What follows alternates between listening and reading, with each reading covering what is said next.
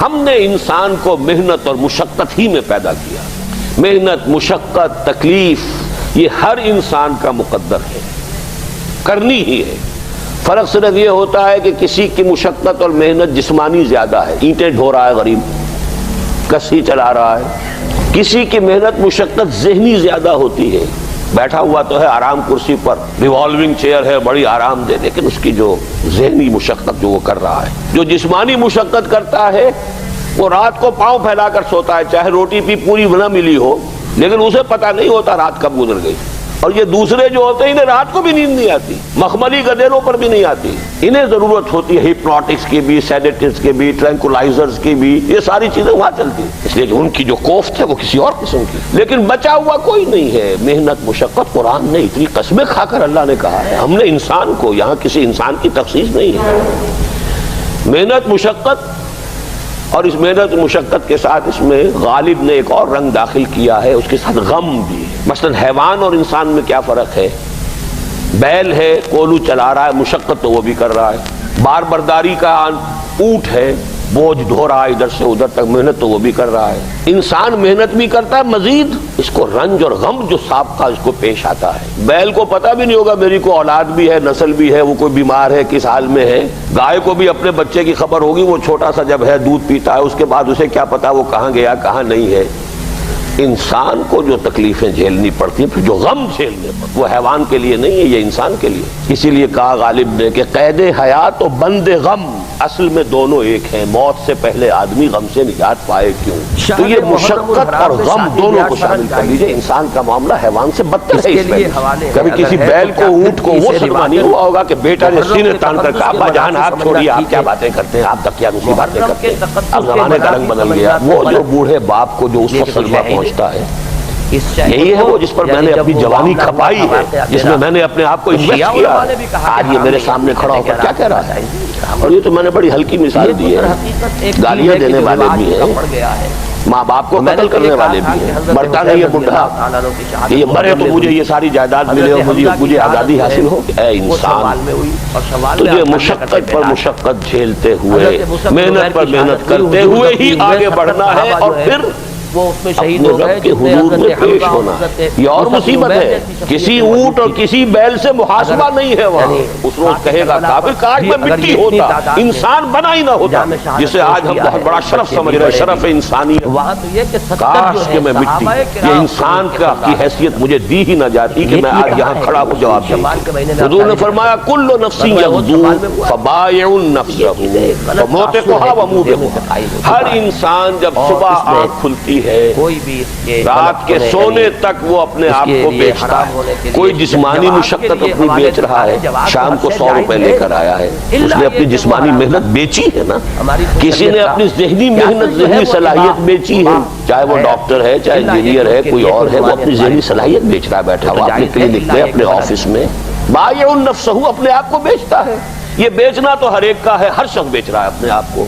کوئی بدبخت وہ ہے جو یہ ساری مشقت جھیل کر بھی رات کو جہنم لے کر آیا ہے. کر مشقت بھی جھیلی اور لے کر بھی آیا آگ کے انگارے، اس لیے کہ حرام کاروبار کیا. کوئی وہ ہے جو اس مشقت کے بعد اپنے نفس کو جہنم کی آگ سے چھٹکارا دے کر آتا ہے. بیچا، جائز جگہ بیچا، جائز طریقے سے بیچا اس نے بھی، محنت اس نے بھی کی، مشقت اس نے بھی کی، لیکن اس نے اپنی مشقت کے نتیجے میں اپنے آپ کو برباد کر لیا. تو جب آزمائش میں کوئی پڑے گا تو پتا چلے گا نا کہ کھرا ہے یا کھوٹا ہے.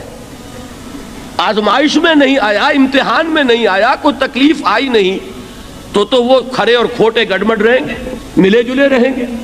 دودھ کا دودھ اور پانی کا پانی جدا نہیں ہوگا. کیا لوگوں نے یہ سمجھا تھا کہ وہ چھوٹ جائیں گے صرف یہ کہنے پر کہ ہم ایمان لے آئے اور انہیں آزمایا نہ جائے گا؟ ہم نے تو آزمایا ہے ان سب کو جو ان سے پہلے آئے. تو یہ تو یوں سمجھیے کہ اس راستے کا ایک مستقل معاملہ ہے. جو آئے سوچ سمجھ کر آئے کہ یہ شہادت گاہ الفت میں قدم رکھنا ہے. لوگ آسان سمجھتے ہیں مسلمان ہونا.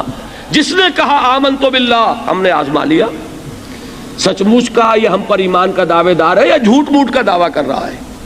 یہ سچ مچ کا عاشق ہے یا جھوٹ موٹ کا عاشق ہے؟ ظاہر بات ہے کہ امتحان نہ ہو، آزمائش نہ ہو تو کیسے ان کے مابین تمیز ہوگی؟ کہہ تو دیا سب نے آمنت باللہ. اب ذرا تھوڑی دیر کے لیے ہم بھی اپنے گریبانوں میں جھانکے. ہم بھی کہتے ہیں نا اللہ کا ہمارا ایمان ہے اللہ پر، آخرت پر، رسول کا عشق کا بھی دعویٰ ہے، اور جب نعتیں ہم سنتے ہیں تو بڑے جھومتے ہیں، لیکن یہ کہ واقعتاً آدمی جھانکے اپنے قلب کی گہرائیوں میں کہ یہ ہم کتنے کچھ سچے ہیں اپنے اس دعویٰ ایمان۔ جہاں کوئی معاملہ آیا، اگر ہم اس دین کے اس حکم پر عمل کرتے ہیں تو اتنا نقصان ہوتا ہے، اس حکم کو پیچھے ڈال دیں تو اتنا نفع ہوتا ہے۔ سچ بتائیے کہ ہم میں سے اکثریت کا فیصلہ کس بات کی طرف جائے گا؟ دین کا حکم پس پشت، دنیاوی مفاد وہ مقدم۔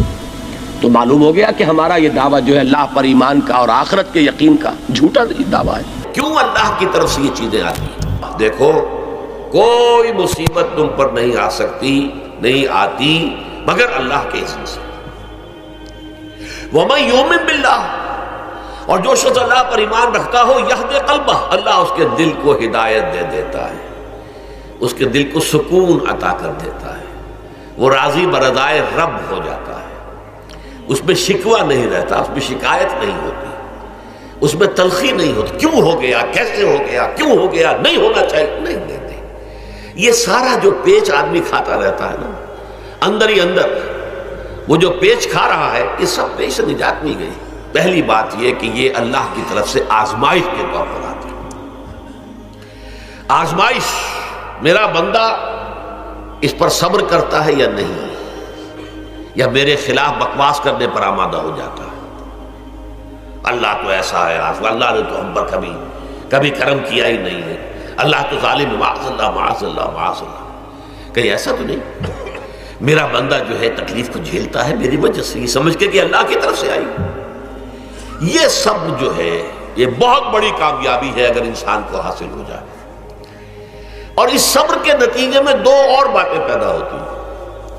یہ مضامین علیحدہ علیحدہ دروس کے اندر آتے رہے ہیں، لیکن آج ایک نئے عنوان کے تحت جمع ہو کر آ رہے ہیں۔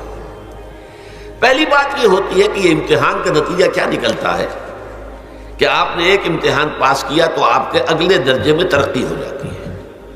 5ویں کا امتحان پاس کر لیا نا تو 6ٹھی میں جائیں گے، اب 6ٹھی کا امتحان پاس کریں گے تو 7ویں میں جائیں گے، 7ویں کا پاس کریں گے تو 8ویں میں۔ درجہ بدرجہ انسان کی دینی، ایمانی اور روحانی ترقی کا ذریعہ یہ آزمائش میں ہے۔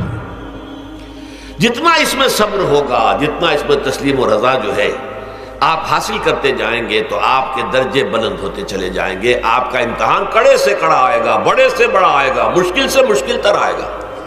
ایک وقت میں ایم اے کا امتحان بھی آپ کو دینا ہوگا، ایک وقت میں ہو سکتا ہے پی ایچ ڈی کے لیے تھیسس آپ لکھیں، پھر اس کے اوپر جو ہے ٹیم بیٹھی ہوئی اور آپ سے وہ بحث کرے، جرا کرے آپ سے، وہ بھی کرنا ہوگا۔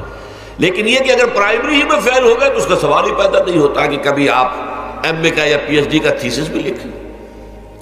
اور اسی کو دوسرے انداز میں کہا گیا ہے قرآن مجید میں، وَلِيُبْلِيَ الْمُؤْمِنِينَ مِنْهُ بَلَاءً حَسَنًا۔ اصل میں ابلا کہتے ہیں، بلا یبلو جو ہے عربی زبان میں آتا ہے آزمانا۔ خلق الموت والحیات لیبلوکم ایکم احسن عملا، یہی معنی ابتلا کے میں، ابتلا یبتلی آزمانا۔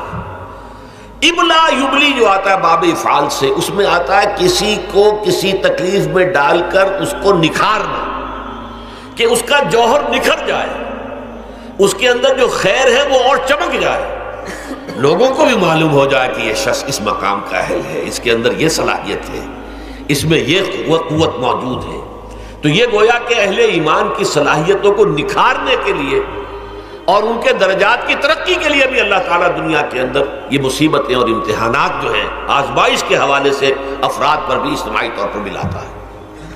اور ایک اس کا اور بھی ہے، اہل ایمان پر اس طرح کے ابتلاء و آزمائش کی ایک نوعیت اور بھی ہے، اور وہ یہ ہے کہ جو بھی آپ سے غیر ارادی طور پر یا یہ کہ آپ نے کوئی گناہ ارادی طور پر بھی کر لیا، اللہ تعالیٰ اس کی سزا اسی دنیا میں دے کر آخرت کی سزا سے محفوظ کر دیتا۔ گویا کہ اس سے بڑا خیر کیا ہوگا؟ یہاں کی سزا کیا ہے؟ جھیل لیا آپ نے، بخار آ گیا، ٹانگ ٹوٹ گئی، چلیے 3 مہینے آپ بستر پر پڑے رہے نا، اور کیا ہوا؟ کچھ نہیں۔ لیکن یہ کہ آخرت کی سزا ملتی ہے بہت عظیم ہوتی ہے، لہذا کفارہ بناتا ہے اللہ تعالیٰ گناہ، ان جو بھی گناہ ہو گئے ہیں، غلطیاں ہو گئی ہیں، ان کا کفارہ اللہ تعالیٰ بندہ مومن کے لیے، حضور کی ایک حدیث ہے، اس کا متن مجھے اس وقت یاد نہیں ہے، کہ مومن کا معاملہ عجیب ہے، اسے کوئی تکلیف پہنچتی ہے صبر کرتا ہے، وہ اس کے گناہوں کا کفارہ بن جاتا ہے، اور اگر کوئی خوبی ملتی ہے پھر اللہ تعالیٰ کا شکر ادا کرتا ہے، اس کے درجات بلند ہو جاتے ہیں۔ تو یہ معاملہ جو ہے اللہ تعالیٰ کی طرف سے بندہ مومن کے حق میں خیر، کہ در حقیقت اس کے ان گناہوں کی پاداش کہ جو اس نے یہاں کر لیے ہیں یہی دنیا میں دے کر دھو دیا جائے، پاک کر دیا جائے۔ جیسے آپ کو معلوم ہے دھوبی جو ہے کپڑے کو بھٹی میں چڑھاتا ہے، گرم پانی میں ڈالتا ہے کہ ڈالتا ہے تاکہ اس کا میل نکلے، اس کے آگے پٹکتا بھی ہے ذرا اس کو تاکہ وہ میل اچھی طرح چھٹ جائے اس سے۔ اسی طرح اگر دنیا میں ہمارے میل چھٹ جائیں، دنیا میں اگر ہمارے گناہ دھل جائیں تو یہ بڑے نفع کا سودا ہے، بڑے نفع کا سودا ہے، بڑے نفع کا سودا ہے۔